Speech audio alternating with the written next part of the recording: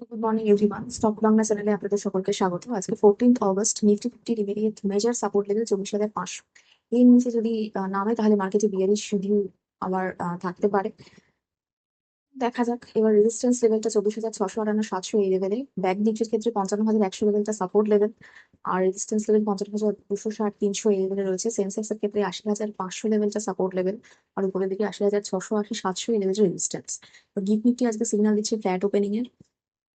আর mainly negative news বলতে Indian মার্কেটে একটা রয়েছে যে আগের দিন নিউজ এসছে ইন্ডিয়ান যে এক্সপোর্ট তার 55% ইম্প্যাক্ট হচ্ছে, মানে ইম্প্যাক্টেড হচ্ছে এই ইউএসএ ট্রাম্পের 25% ট্যারিফের জন্য। এছাড়া আমাজন ওয়ালমার্ট এরাও যে অর্ডার দিচ্ছিল ইন্ডিয়ান কোম্পানিকে সেটাও হল্ট রেখেছে, সেটা একটা ব্যাপার আছে। তো দেখা যাক। প্লাস আজকে নিফটি এক্সপায়ারি, এবং পরের দিন হচ্ছে 15 August independence day, market close থাকবে। তারপরে শনি রবি, তারপর সোমবার খুলছে। আজকে দেখা যাক কোনো বড় কোনো কিছু মুভমেন্ট থাকে কিনা মার্কেটে। এছাড়া ইন্ডিয়ান মার্কেটে টিটাগড় রেল সিস্টেমকে আমরা দেখছি ওরা আবার নতুন শিপ বিল্ডিং ইন্ডাস্ট্রি সেখানে এন্ট্রি নিতে চলেছে, তো স্টাডি পারপাসে রাখতে পারেন এটা। এছাড়া ভোডাফোন আইডিয়ার ক্ষেত্রে আমরা দেখছি আদিত্য বির্লা রিনিউয়েবলস SP3, এটাতে ওরা 26% স্টেক অ্যাকোয়ার করছে। তারা আইসিআইসি ব্যাংকের যে নিউজটা ছিল যে 50,000 সেভিংস অ্যাকাউন্টে মিনিমাম ব্যালেন্স রাখতে হবে, সেটাকে ওরা রিভাইজ করেছে। 10,000 আগে ছিল, সেটাকে 5,000 বাড়িয়ে 15,000, একটা তবুও রিসেন্ট অ্যামাউন্ট যেটা সাধারণ পাবলিক রাখতে পারবে। এছাড়া টাটা মোটরসের 1 অক্টোবর থেকে ডিমার্জারটা ইফেক্টিভ হচ্ছে। এছাড়া জিএসডব্লিউ সিমেন্টের আজকে লিস্টিং রয়েছে, স্টাডি পারপাসে আপনারা অবশ্যই দেখতে পারেন। এছাড়া টেলস্ট্রা ইউনিট, সেখানে 75% স্টেক ইনফোসিস নিচ্ছে $153 মিলিয়ন, তো অবশ্যই স্টাডি পারপাসে রাখতে পারেন। এছাড়া এলআইসির ক্ষেত্রে আমরা দেখছি যে 3% স্টেক গভর্নমেন্ট নিজেরা কিন্তু সেল করছে। এছাড়া সেই জন্য আমরা এলআইসি কে পড়তে দেখলাম আগের দিন। তো অবশ্যই রাখতে পারেন, আপনার স্টাডির মধ্যে ফোকাস রাখতে পারেন। আচ্ছা, এরপর ব্রোকারদের ক্ষেত্রে যে পেনাল্টি বা এইসব কিছু কিছু গন্ডগোল হলে এই সমস্ত পণ্যের কথায় কথায় পেনাল্টি ব্যবস্থা করা হতো, সেই ক্ষেত্রে একটা চেঞ্জ করা হচ্ছে, মানে পেনাল্টি কমিয়ে দেওয়া হচ্ছে। সেটা একটা ব্রোকারদের জন্য ভালো নিউজ। তো যে সমস্ত ব্রোকারিং কোম্পানিগুলো আছে সেগুলোকে লক্ষ্য রাখতে পারেন পরের দিকে কিরকম কি আর কি ফিউচার কি হয় ডেভেলপমেন্ট। এছাড়া বিডিএল এর রেজাল্ট মোটামুটি ছিল 6 to 7%, তাই জন্য আমরা বুলিশ আগের দিন ওকে থাকতে দেখলাম।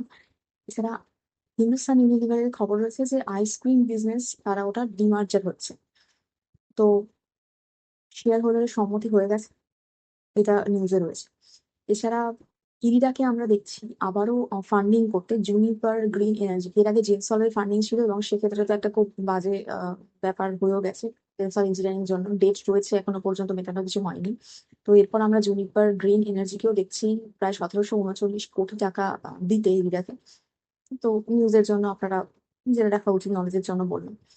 এছাড়া সুজলা এনার্জির ক্ষেত্রে সিএফও রিজাইন করেছে।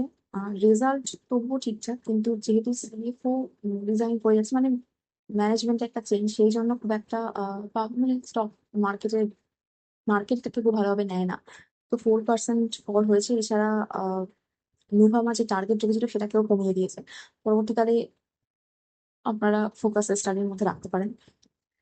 এছাড়া আর একটা ইন্ডিয়ান মার্কেটের নিউজ রয়েছে, সেটা হচ্ছে সোলার কোম্পানিগুলোর ক্ষেত্রে, যে যতটা এক্সপোর্ট হতো আর কি, সেক্ষেত্রে অনেকদিন ধরেই ইউএস এর ভেতরে যারা যারা কোম্পানি আছে তারা গভর্নমেন্টকে বলে যে ওর ওপর আরো আর কি অ্যান্টি ডাম্পিং ডিউটি চাপাতে ইন্ডিয়ান যে সমস্ত সোলার কোম্পানিগুলো আছে। তো এটা এবার কতটা কি হয় সেটা দেখা যাক। তার জন্য ইন্ডিয়ান যে সোলার কোম্পানিগুলো, বিশেষ করে এনার্জি যে কোম্পানিগুলো, মানে ওয়ারি এনার্জি রয়েছে, প্রিমিয়াম এনার্জি রয়েছে, সেগুলোকে নজর রাখতে হবে। এবার ওয়ারি এনার্জির ক্ষেত্রে কিন্তু সব থেকে বেশি এক্সপোর্ট আমরা ইউএসএ দেখতে পাই, মানে যত এক্সপোর্ট হয় তার 77% আমরা দেখতে পাই যে ইউএস এর এক্সপোর্ট হচ্ছে। তো পরবর্তীকালে আপনারা ফিউচারে ওয়ারি এনার্জিকে স্টাডি করতে পারেন। কি হয় না হয় সেটা ফিউচারে দেখতে হবে যে কতটা কি আদৌ ট্যারিফ চাপে কি চাপে না। তো এই রয়েছে আজকে ইন্ডিয়ান মার্কেট নিউজ। এছাড়া এফআইআই সেলিং আগের দিন আমরা দেখলাম 3,564 কোটির মতো সেলিং হয়েছে, এখনো সেলিং কন্টিনিউ, বাইং এর কোনো খবর নেই রয়েছে। এছাড়া মুথুট ফাইন্যান্সের ক্ষেত্রে আমরা দেখলাম যে ওদের রেজাল্টে নেট প্রফিট রয়েছে 90% আপ, রেভিনিউ আপ রয়েছে 54%। রেজাল্ট ভালো। এরকম গ্লোবালি আনসার্টেনিটির জন্য গোল্ড বাড়ছে, ফলে গোল্ড লোন এর জন্য যে কোম্পানিগুলো রয়েছে সেগুলো অবশ্যই স্টাডি পারপাসে আপনারা রাখতে পারেন। এই জন্যই রেজাল্ট এত ভালো, এবং যতদিন এই আনসার্টেনিটিটা থাকবে ততদিন মানে ভালোই হবে। তো তো এগুলোকে স্টাডি করতে পারেন। আজকে দেখা যায় মার্কেট কিরকম কি মুভমেন্ট দেয় তার এই রেজাল্ট ভালোর জন্য। এই রয়েছে। এছাড়া আদানির ক্ষেত্রে একটা নিউজ রয়েছে যে ইউএস বেসড যে first solar cell patent infringement নিয়ে একটা কেস করেছে আদানির, মানে অ্যাকিউজ করেছে আদানিকে। এছাড়াও ইউএস এর থেকে মানে খবর রয়েছে যে মোদি গভর্নমেন্ট নাকি আদানির ড্রাইভারি কেসের জন্য কোনোদিন সামানি করেনি আদানিকে। তো এটা একটা খবর রয়েছে। তো আদানির স্টকও আজকে আপনারা খেয়াল রাখতে পারেন, স্টাডি পারপাস দেখতে পারেন। আবারও বলছি, কোনো স্টক রিকমেন্ডেশন নয়, স্টাডি পারপাসে লক্ষ্য রাখার জন্য জাস্ট আপনাদের নলেজ শেয়ার করা হচ্ছে এডুকেশন পারপাসে। তো আজকে ইন্ডিয়ান মার্কেটে এই রয়েছে খবর। আমি এখানেই ভিডিও শেষ করছি আজকে। প্লিজ আমার এই ভিডিওর উপর ডিপেন্ড করে কোনো ইনভেস্টমেন্ট করবেন না। আমি কোনো সেভিংস অ্যানালিস্ট বা অ্যাডভাইজার নই, শুধুমাত্র এডুকেশন পারপাসে ভিডিও করা। আচ্ছা, নেক্সট